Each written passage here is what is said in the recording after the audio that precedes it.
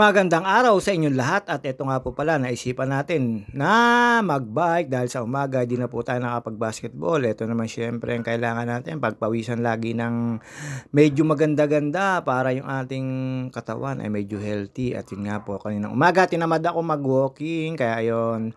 Syempre pidal-pidal lang po tayo kasi naramdaman natin kahapon na may hingal na. Ayan, palabas na po tayo ng crib dito sa may samin. At after po niyan, ang dami po naliligo at ang dami pong sinampay dito sa aming resort na libre. Paglabas ko po rito, alam nyo naman, yung mga kamartes ko ay wala, tulog pa kasi medyo hapon na at kailangan po rin nila na sa gawaing bahay. At ayun nga po ito, dadaan lang po tayo dito sa sa Barangay Road. Ayan po, syempre makikita nyo naman po yung mga banderitas namin pero lampas na po ang piyesta. June na po ngayon at shoutout nga pala po, ayan, bahay nyo Elvis at ingat-ingat lagi dyan. At syempre ito, dire-diretso lang po tayo. Habang papalabas po tayo dyan at nakita ko po yung mga tropahan at mga kasapi namin sa basketball. At ayun nga po, tigil na po muna ang basketball sa umaga dahil po may liga. Siguro after po ng liga at championship na po at yun pinalad po tayo, napasali po yung team namin. At syempre ito, dire-diretso lang po tayo. Pero yung mga kalaban po namin ay former teammates ko. At yun nga po yung nadaanan ko si PJ, Joshua, Rodriguez. At ayan, dire-diretso lang po tayo palabas ng National Road. Pagdating po sa National Road, syempre pakaliwa lang po tayo pa UP. Alam nyo naman, doon lang po tayo pwedeng mag-ride dahil wala pong stress sa kalsada, kukundi po yung mga sasakyan na daan.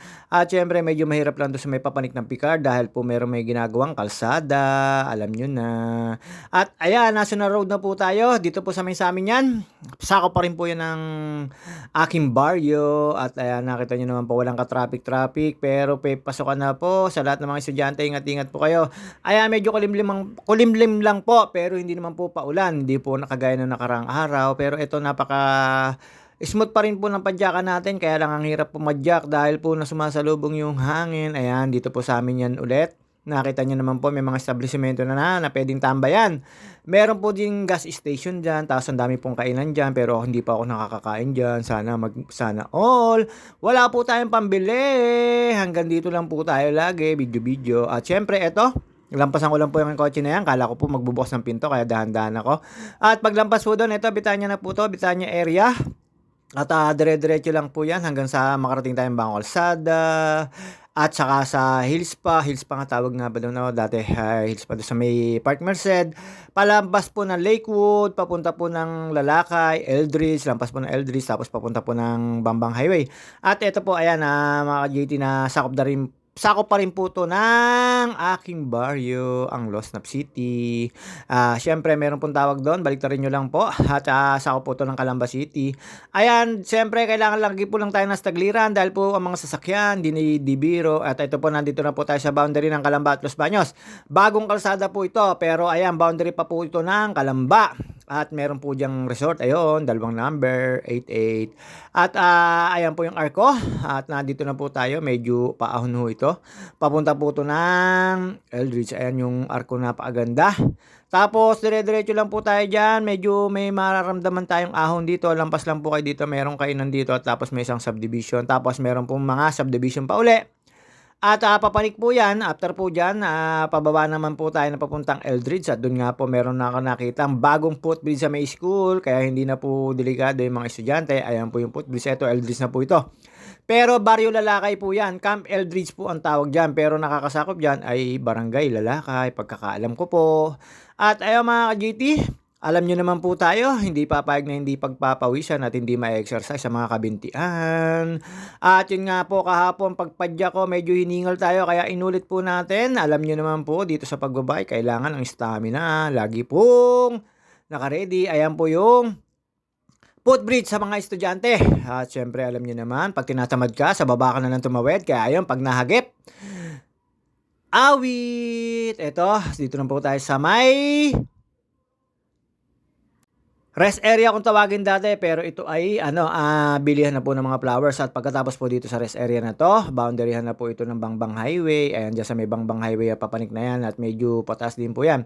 Dito po nandito ang mga bulaklak na gusto nyong bumili. Hindi ko lang po alam kung mura or mahalay, basta kayo na po bahala, depende rin po siguro sa bulaklak at ayan, balikan lang po natin yung truck na yan.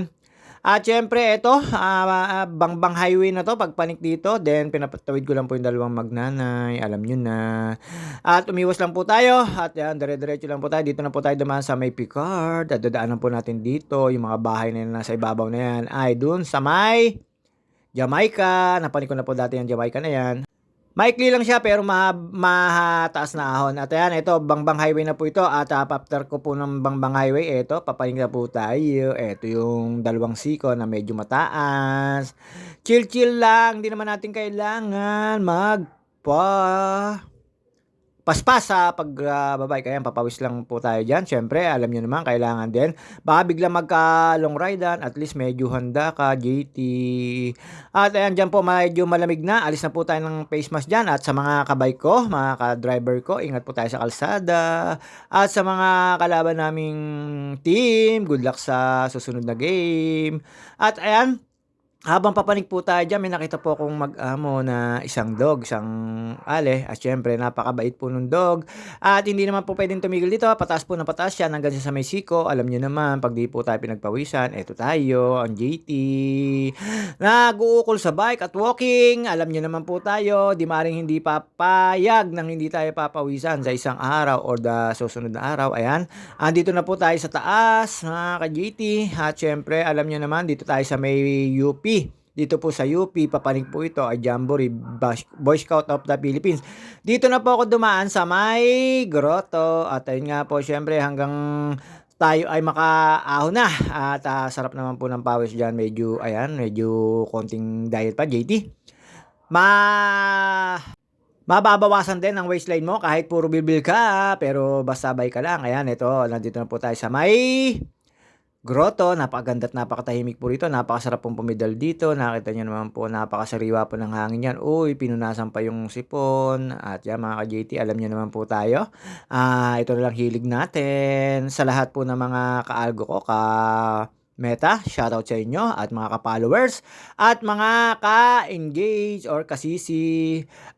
Magandang hapon sa inyo lahat at syempre shoutout sa mga friend natin, mga nagko-comment lahat po. Hindi ko lang po kayo maisa-isa dahil minsan nalilimutan ko. At syempre eto, pababa na po tayo. Diretso lang po tayo sa UPLB Freedom Park at doon po may nakachismisan akong bata. Nakakatawa yung bata. Tinuruan ko ng turuan ng paano mag-diet. At syempre eto, matatapos na po ang ating video. See you on my next video, mga ka-JT. At babus, ingat po ang lahat. At ayun, pababa na po tayo.